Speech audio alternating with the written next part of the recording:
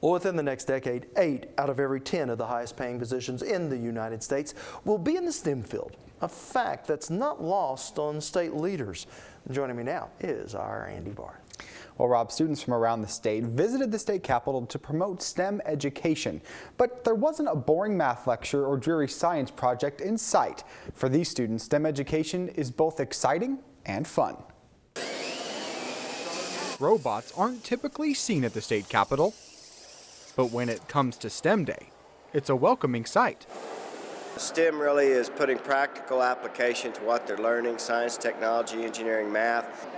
Representative Gus Blackwell is a proponent of STEM and was one of several lawmakers interacting with students. It really gives them hands-on experience. It also, I think, begins to stimulate their learning and give them a desire to learn more.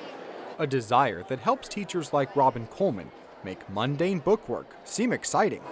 Getting kids motivated in a classroom setting is difficult. I mean, textbooks and definitions of words that they've never heard before. The basics is very important, but seeing that there's a more exciting application of the basics is essential.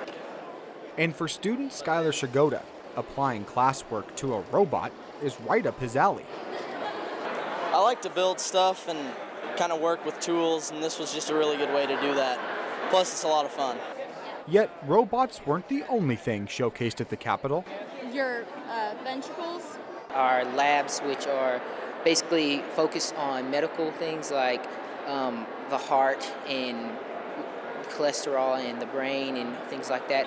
Not bad for us. Charles Spells is a student in Western Tech Center's Biomedical Academy and says today's students are tomorrow's scientists. We're going to need scientists to be able to find these different medicines and different innovations that our youth today are actually going to be the ones doing that in the future. So that's one thing that I want to go into the future and do. In 2008, there were 3.4 million computer and math scientist jobs in the U.S. That number is expected to grow to 4.2 million in the coming years. And when it comes to engineering, more than 500,000 jobs are predicted to be added to the workforce. And with the diversity of STEM widening, future employees have a lot to choose from biomed and chemistry to software developers and data administrators. What is the future of jobs in the economy? It's science and technology, pure and simple. To leapfrog into using technology, computers, robotics, just all those things that are on the cutting edge of technology. And also I think it's something that, quite frankly, interests them. I mean, they're just fascinated with it.